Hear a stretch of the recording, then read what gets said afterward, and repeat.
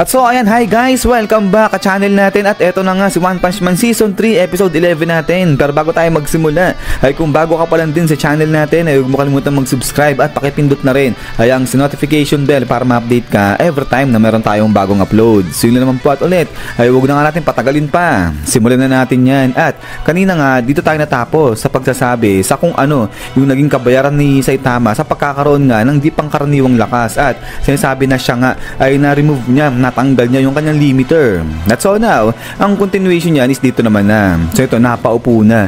Itong si Zombie Man, di niya na tinuloy yung kanyang pagpatay sana dyan kay Dr. Genius. At ito nga, sabi ngayon ni Zombie Man, kalokohan. Itong sinasabi ni Dr. Genius, mukhang nasira ng araw yung utak na ni Dr. Genius dahil nga sa mga research na pinagagawa niya. Pa-check up na raw siya, sabi niyang ganyan. At ito, tuloy pa nga ni Zombie Man, di niya akalain na magiging gantong kababa yung level nung gumawa sa kanya. At so dito, tuloy pa nga ni Zombie Man na kahit siya man din daw may kakalala ng mga dinisregard nila yung kanilang limit pagdating sa kanilang ability. At ngayon yung mga tao raw na nagtataglay na hindi pangkaraniwang lakas at saka nakapangyarihan na mas higit pa sa mga halimaw, pero hindi mga naging halimaw sila, yung tinatawag ng mga hero. But then ay ito nga biglang sagot si Dr. Genius, sabi niya nga dyan, ay kinalulungkod ko pero hindi ayan yung sinasabi ko, sabi niya ganyan. At ito nga yung paliwanag na ngayon si Dr. Genius. So dito nga sinabi niya yung mga tao nga raw na nag-transform into halimaw, kadalasan nangyayari yan dahil sa mga negative na mga emotions na nararamdaman nila.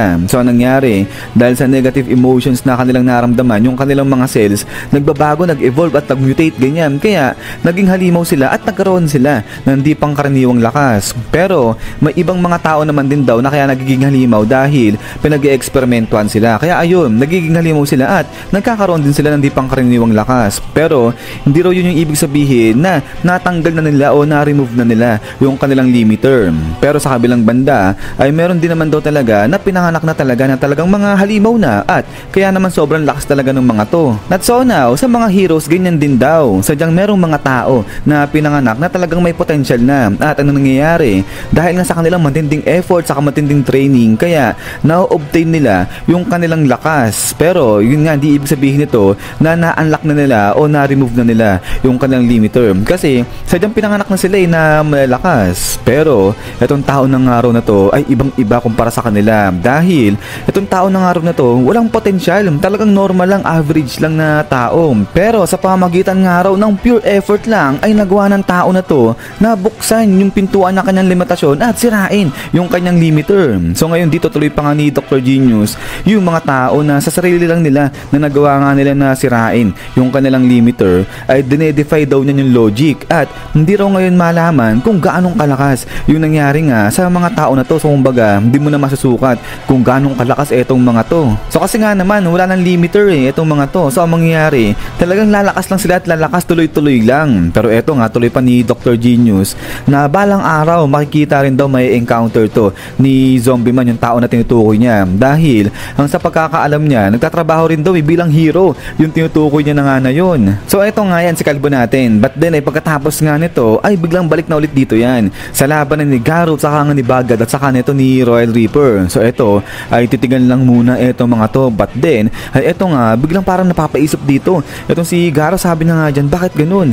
Kayang-kaya kong talunin etong dalawa na to. Wala silang sinabi kumpara kay master niya nga raw na kay Silver Fang. At eto ngayon salita na si Bagad saka nga etong si Royal Reaper. Sabi nga nila rito na malakas-lakas rin na etong si Garo kasi nga ang durable niya sabi nga nila, hindi nila akalain na may taong ganito. At saka, eto nga, sabi ni Royal Reaper, dalawa laban sa isa, kaya masasabi na malakas etong si Garo. But then, eto nga, biglang napatawa etong si Royal Reaper. Sabi niya nga dyan, nung una, gusto niya lang sana makipaglaro at laro-laruin lang ayan si Garo. Pero ngayon, hindi na. Talagang papatayin na nila, tapusin na nila ayan si Garo. So, ito nga, sabi ngayon ni Bagad, sige, ngayon, talaga magsisimula na yung kanilang totoong laban. But then, eto nga, bilang eto si Garo, kinakapaan niya na itong kanyang ngipin. Biglang sabi niya dito sa dalawa, kung sa kanya lang naman, okay lang na ipagpatuloy itong laban. Pero, sigurado daw ba sila dyan? Sabi ng ganyan. But then, pagkatapos nga niya, bam!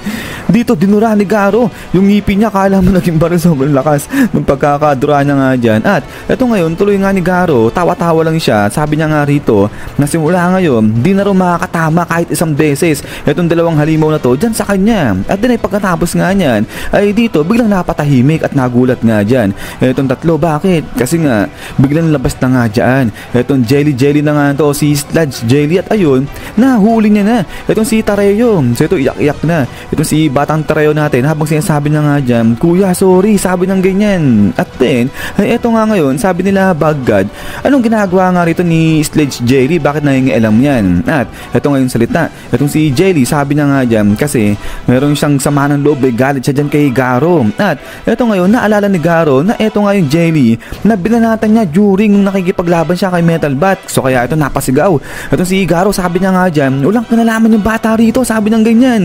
At din pagkatapos nga niyan, Spak dito Tornador siya ni Royal Reaper. At ayun nga, hinati tuloy, inislas siya dyan sa may likuran habang di nga nakatingin etong si Garo. At din pagkatapos nga niya, pak, kala sige. So dito na nga pinagbabanatan ng dalawang halimaw etong si Garo. So ayun na nga, lumabas na yung pagiging halimaw ng mga to, ng daya na. Batin pagkatapos nga niya, pak, kala sige. So dito ay pinagtatadad na, pinag-i-slash na ng walang humpay ni Royal Reaper yan si Garo. At pagkatapos nga niyan ay eto, biglang inawat siya ngayon natin ni Bagad at sinabi na hindi nila dapat patayin yung si Garo. Pero ito nga, sagot etong si Royal Reaper, sabi na nga dyan, inawat mo ko parang patay na etong si Garo, nahuli ka ng pag-awat, sabi niya ganyan. So dito parang pinupunto lang ni Royal Reaper na parang gusto rin talaga patayin ni Bagad etong si Garo kasi nga hindi niya kagad inawat etong si Royal Reaper. But then ay eto nga, biglang tawa na etong si Royal Reaper, parang guminhawa na yung kanyang pakiramdam at sabay biglang sabi na okay sige, umalis na tayo dito. At ayun nga, dinala na nila etong si Tareo. So ayun, lupay-pay dito, duguan na etong si Garo. But then pagkatapos nga niya is yan guys. So hanggang dito lang etong si episode 11 natin para kay One Punch Man Season 3. So ayun, tapos yung laban, naunahan nila etong si Garo. So kung kailan pa naman etong si Garo ready to fight natin, na-discover niya nakuha niya na kung ano yung galawan ng dalawang halimaw. Sabi niya nga di na makakisa sa kanya yung mga yan. Pero ayun, na-traitor dito etong si Garo. But yun nga guys, ay ulit maraming salamat sa panood dito kay One Punch Man natin. At hintay-hintay lang po para sa kasunod nito. Sige na naman, at kung natrapahan nyo pala itong video natin, huwag nyo kalimutan mag-iwan ng like. Sige na naman, so lagi mag-ingat. God bless sa inyo lahat at kita-kits tayo ulit.